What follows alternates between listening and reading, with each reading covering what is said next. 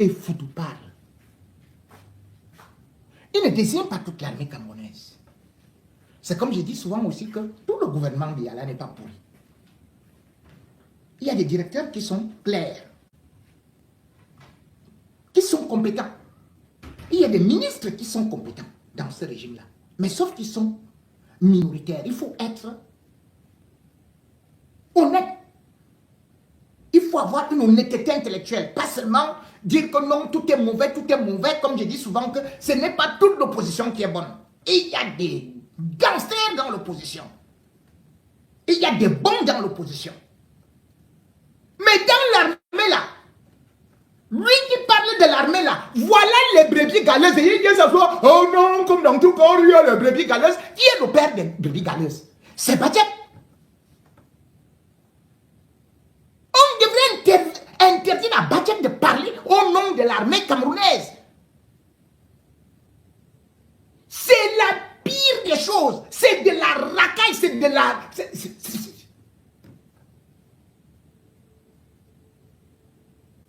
Comment? Il y a des grands généraux qu'on connaît. Il y a des colonels qu'on connaît. Qu'est-ce qu'il y a que vous allez toujours inviter Badjek, Lobek. Quelqu'un comme je vous dis là, même un civil comme moi, on m'amène, même le pater que je suis là, on me dit quand même que fais le saut para. Mais je vais quand même tenter de le faire. Badjek a pleuré. Je vous ai dit quand même quand il était copié. L'autre comme... C'est un peureux. Comment quelqu'un peut être pilote sans avoir fait un seul saut para? Il n'est pas un militaire, c'est pour ça qu'il utilise un vocabulaire qui n'a rien à voir avec celui des vrais militaires.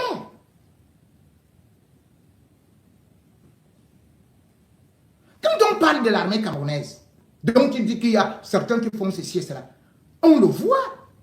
Il y a des gens qui font des marchés, il y a des gens qui sont... Il en fait partie. Il y a des gens qui se sont terriblement enrichis.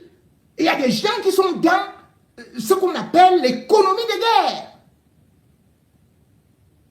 Et c'est d'ailleurs ça que le capitaine Foudou décrit dans sa deuxième sortie, où il parle justement de la crise anglophone, quand il parle des fonds.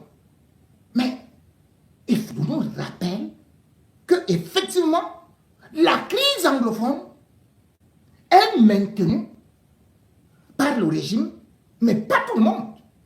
Mais il désigne celui qui, selon Badjep, devrait être futur président. Il désigne Ngongo. Et comment vous pouvez combattre un tel monsieur qui vous montre clairement, preuve à l'appui, que voici ça.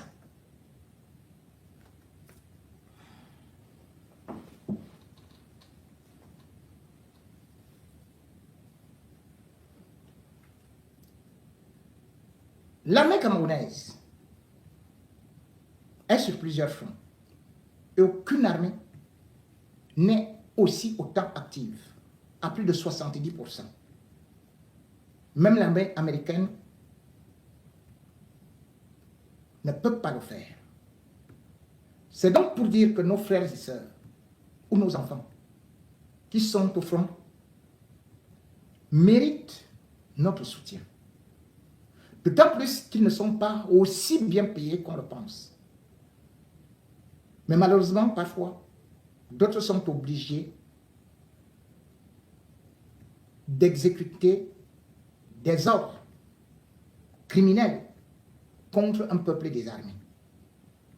Et du coup, l'image de l'armée camerounaise est ternie. Ternie parce qu'il y a un adage qui dit « Une seule dent pourrie fait sentir toute la bouche ». Lui, quelle armée professionnelle peut tirer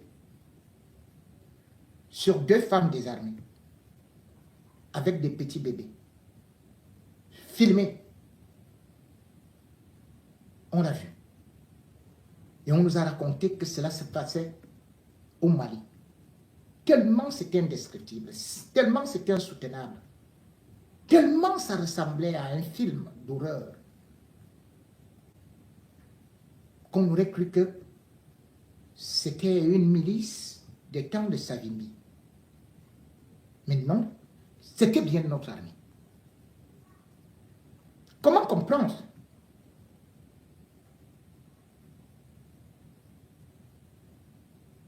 de voir des hommes qui ont des familles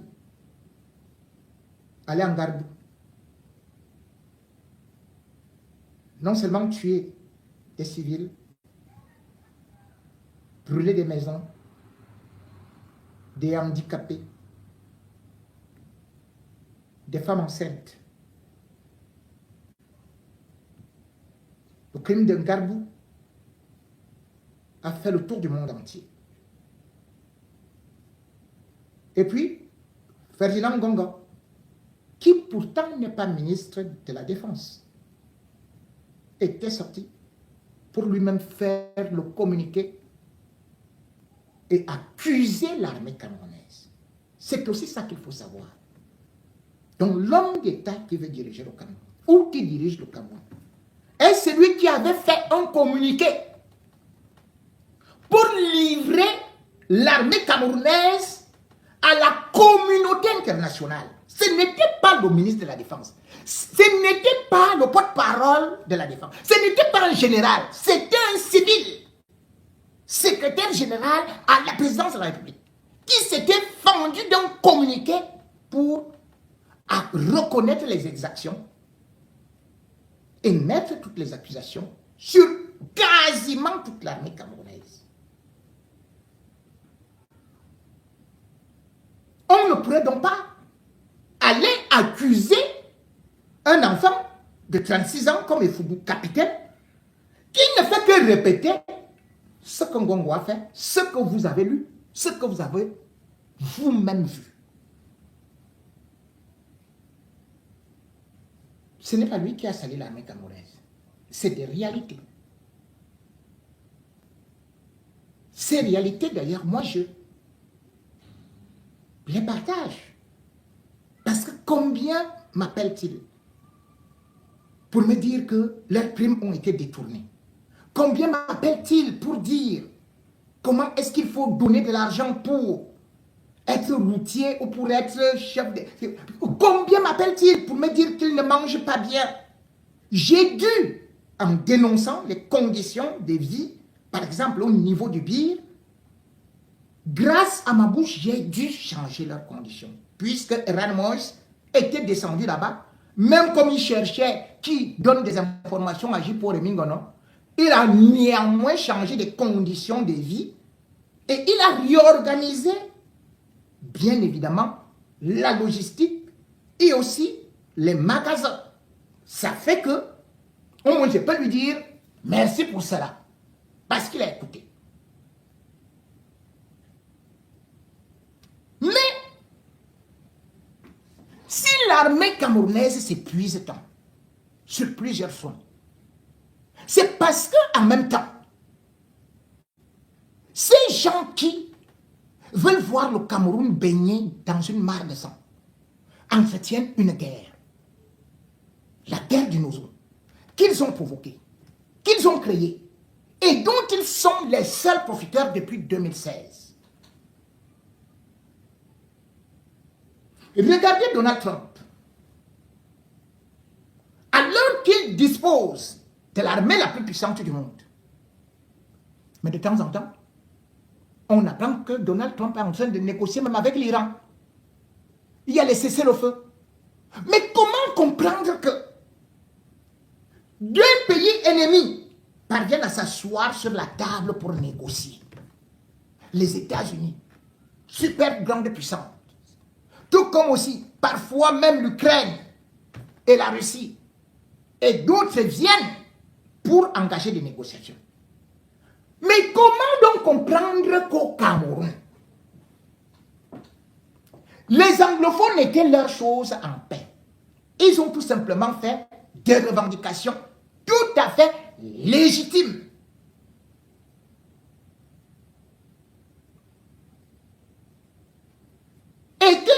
Atangadji, alias Moulinette, bras droit de Ngongo, est décidé, tout comme Laurent Esso, de mater et de massacrer ces populations. Au lieu du dialogue, ils ont fait que leurs communicants utilisent tous les vocabulaires hitlériens mussoliniques. Oui, les cafards. Oui, les cancrelats. Il suffit qu'on envoie le bire, comme disait Onangini. Et on va les écraser comme des rats. C'est en 48 heures, c'est terminé. Ils se sont vus tellement forts que les voilà qui ont engagé la guerre. Et en même temps, cette guerre, derrière, ça profitait.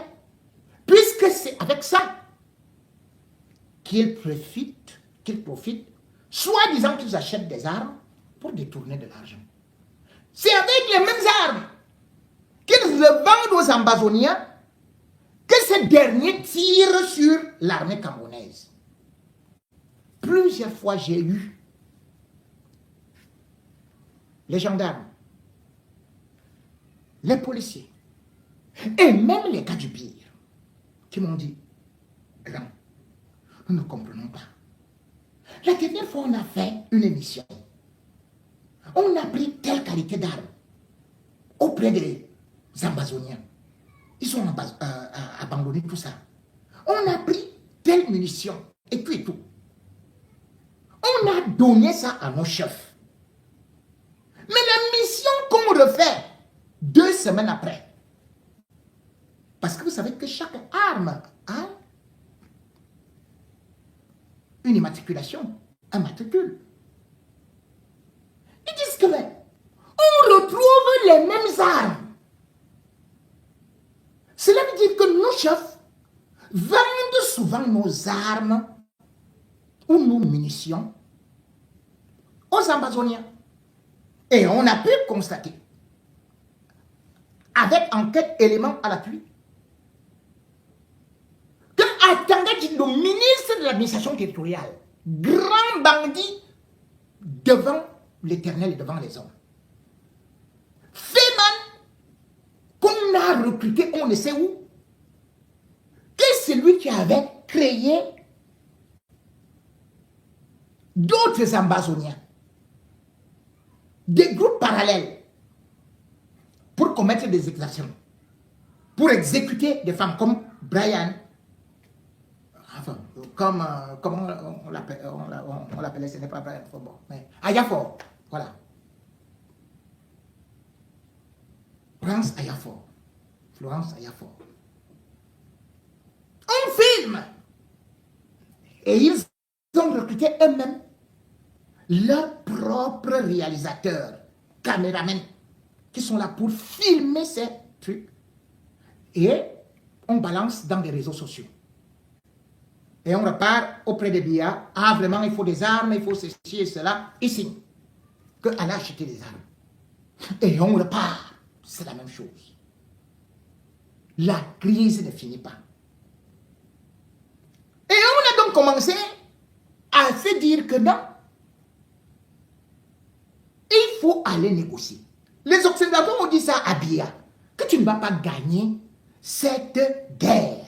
Tu ne peux pas la gagner. Déjà, quand elle commençait, je lui avais déjà donné des exemples, que ce soit en Colombie, et même la petite guerre au Sénégal avec la Casamance, qu'on finit toujours par négocier. C'est ce que ceux qui lui donnent de l'argent lui ont dit. Va négocier.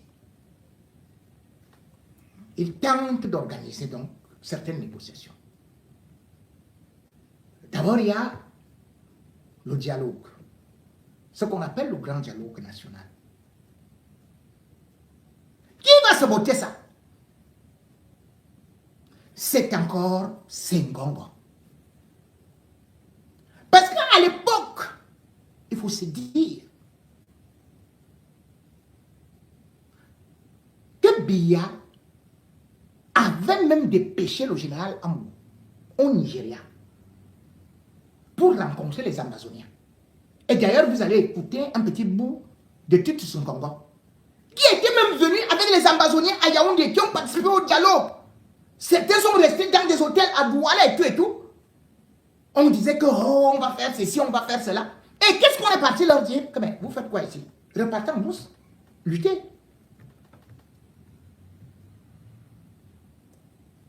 On a annoncé en 2022 d'autres négociations. Tantôt c'était le Canada, tantôt c'était la Suisse. Mais à chaque fois, dès que les négociations étaient entamées, eh bien tout était bloqué. C'était à cause de qui? Toujours Ngongo, qui venait dire que non, force à la loi avec Atangani.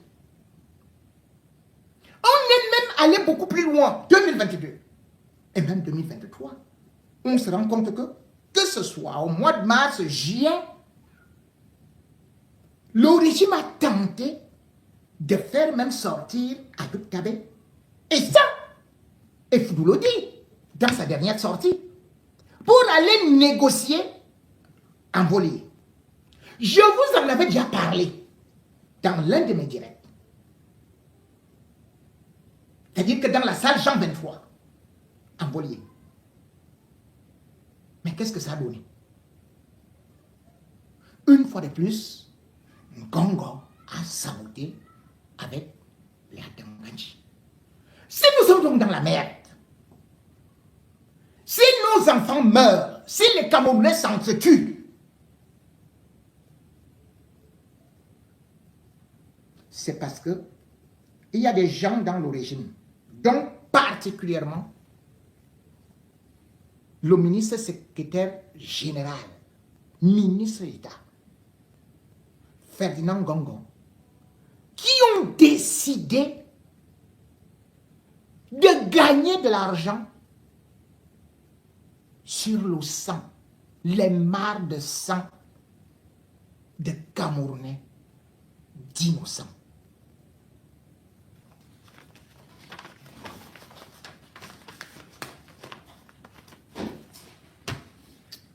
Puis je sors une deuxième. Ngongo a également bloqué. Je vais commencer par la deuxième note de renseignement qui date du 18 mars 2024. C'est-à-dire que Foudou, lui, vient parler en 2026. Voici les notes de renseignement du 18 mars, celle-ci date du 18 mars 2024. C'est confidentiel. Son Excellence, Monsieur le Président de la République. Objet Sonara, que se passe-t-il? Excellence, Monsieur le Président de la République. Je dis bien que ça, c'est des services de renseignement. La Sonara est devenue aujourd'hui la vache à lait d'un clan bien connu qui se remplit les poches au détriment des orientations politiques de votre Excellence et des intérêts du Cameroun. La décision managériale, entre parenthèses, DG Talba Mala, ami de Ngongo, de faire fonctionner l'usine Sonara sans génération électrique pour soi-disant faire des économies et la mise à la retraite anticipée des personnels expérimentés sont les causes principales de l'incendie du 31 mai 2019. Les nouveaux personnels ne maîtrisaient pas du tout les installations. La Sonara fonctionnait avec un personnel pas très expérimenté d'une part et avec uniquement l'énergie électrique venant de Eneo d'autre part. Les coupures intempestives d'électricité le jour de l'incendie, il y en a eu 5. C'est quand même un peu curieux, non? 5. On détruit un relais de commande d'une pompe à gaz située à côté du four. L'explosion et l'incendie de cette pompe à gaz a entraîné l'explosion et l'incendie du four à côté, qui contenait un volume important de pétrole brut à plus de 400 degrés Celsius et 5 bars de pression. L'incendie du four a propagé le feu sur 4 autres unités les plus proches. Après le départ de M. Talba Mala, arrive M. Simon Djonou, autre ami de Ngongo, qui traîne à payer les assurances. Jusqu'au moment de l'incendie le 31 mai 2019, les assurances ne sont pas payées, alors que tout avait déjà été préparé par les services compétents depuis janvier 2019. Et il fallait juste signer pour que le contrat entre en vigueur. Monsieur Simon Djonou a choisi de traîner le plus longtemps possible pour réduire la période d'assurance dans l'année et récupérer les gains au compte de son clan. À la date d'incendie, il avait déjà gagné 5 mois sur 12. Le sinistre de Sonara n'a pas été couvert par les assurances du fait de ce refus de payer dans les délais. Et surtout, à cause des rétrocommissions que M. Simon Djonou et son clan à la présidence attendaient. Près de 1,5 milliard de francs CFA. La Sonara, en temps normal, assurait la fourniture de l'importation des carburants à 80% et la CSPH à 20%. Je reprends ce côté. La Sonara, en temps normal, assurait la fourniture et l'importation des carburants à 80% et la CSPH à 20%. Après l'incendie du 31 mai 2019, le ministre de l'eau et de l'énergie minière, la tutelle, a pris la responsabilité d'assurer provisoirement à 100% des carburants sur l'ensemble du territoire national, en attendant la reconstruction de la Sonara. C'est ainsi que plusieurs intermédiaires, dont nous sommes déjà avec Gaston et Lundu, toujours dans l'horizon Gongo, nous sommes avec Simon Djonou, nous sommes avec le ministre Talba Mala. Suivez bien jusqu'où ce monsieur a déjà pris la République. C'est ainsi que plusieurs intermédiaires et traders, entre parenthèses, courtiers indépendants, vont rentrer dans la fourniture des carburants. Des membres du gouvernement sont devenus fournisseurs. Le minier Gaston Elundu Essomba lui-même était en plein dans cet enrichissement illicite et ne percevait pas moins de 5 milliards de francs CFA de rétrocommission par trimestre. Il a ainsi assuré les approvisionnements pendant près de 18 trimestres avant que son Excellence, Monsieur le Président de la République, ne lui retire cette responsabilité qu'il s'était octroyée. Il apparaît très clairement que le business des rétrocommissions et l'enrichissement illicite étaient tellement juteux que le DG du clan Simon Djonou, Bako Aruna, le minier, ses collègues membres du gouvernement et le clan du SGPR ont finalement choisi de tuer la Sonara, de ne plus reconstruire cette entreprise de souveraineté et stratégique pour le Cameroun en faveur de leur business et leur enrichissement personnel. On note les différents DG Sonara n'ont pas été formés dans un environnement pétrolier qui est très spécifique. Ils n'étaient pas des techniciens du domaine. C'étaient des administratifs. Ils avaient beaucoup de mal à bien apprécier les situations avant de décider. D'où ces erreurs managériales qui ont été fatales à la société. Actuellement, le nouveau DG Sonara est magistrat de formation. Il sera comme ses prédécesseurs administrateurs. Il ne fera pas mieux. Ses problèmes sont plus accentués dans la mesure où la reconstruction d'une usine comme Sonara est une affaire de techniciens du domaine qui ont la maîtrise de l'environnement pétrolier. Les coûts vont sûrement exploser avec des surfacturations, des additifs au contrat et des rétrocommissions pour financer le plan. Il a sûrement été envoyé là-bas pour maintenir le statu quo de la Sonara vache à lait du SGPR. Sa tutelle devra être très regardante pendant la reconstruction de l'usine. Voilà ce qui se passe en ce moment à la Sonara. Tout est mis en œuvre pour ne pas reconstruire, mais enrichir le plan du SGPR. Il est à noter qu'un travail avait déjà été fait en 2020 et proposé pour une réhabilitation de l'usine dans les règles de l'art. Voir recherche, analyse et propositions jointes en annexe.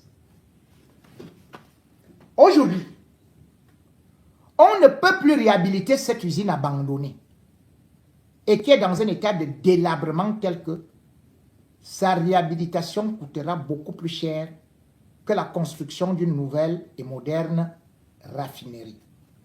Très haute considération. Ici, il y a des pièces que malheureusement, elles sont très nombreuses, telles que l'entreprise Allison due diligence, l'état des lieux et des terres techniques, la situation de la Sonara, le diagramme simplifié de reconstruction. Ça, c'est le domaine technique. Quand les budgets arrivent donc, des faussaires comme celui-là, quand des gens vont s'asseoir pour dire que non, c'est un acharnement contre Ngongo, ça c'est les services de renseignement qui ne sont même pas passés par Effoudou, puisque Effoudou lui-même n'a pas cette note. Ngongo avait pris cette note parce qu'il a infiltré partout. Et s'est assis sur ça.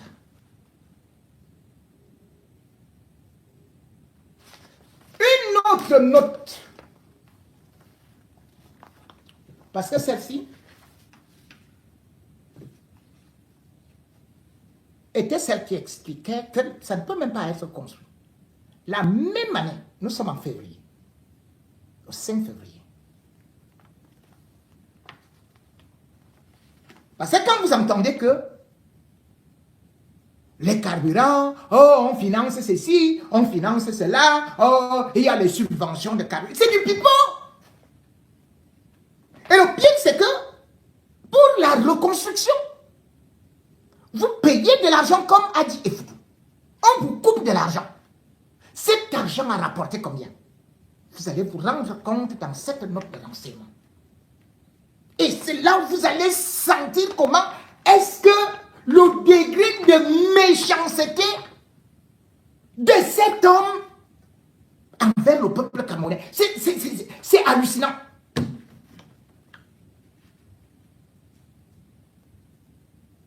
Mais il y a les opposants qui le supportent. Hein. Avec les activistes ici. Qui n'orientent que braquer les jeux là-bas.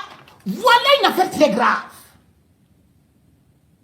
Dont personne n'a jamais parlé. C'est Effoudou qui vient relancer ça.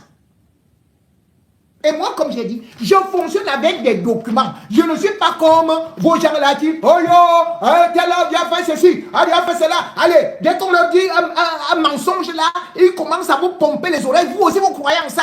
Oh, tel a volé le diamant, tel a fait ceci, l'autre a fait ceci. Et puis, ils n'ont aucun document.